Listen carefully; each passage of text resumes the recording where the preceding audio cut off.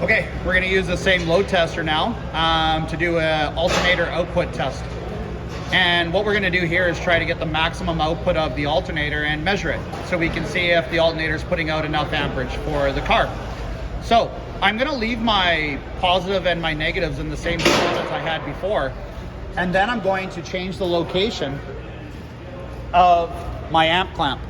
My amp clamp needs to be in a location where it can measure the amperage flowing from the alternator to the battery. So I have a big terminal going from my starter and my alternator going towards that power distribution center there. I'm gonna click this clamp on it and I'm gonna have the arrow pointing towards the battery or away from the alternator.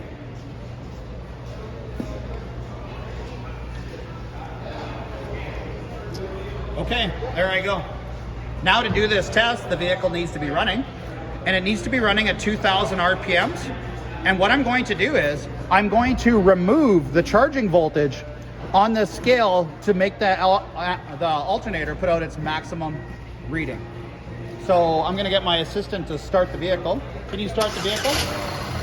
And you can rev it up to 2,000 RPMs.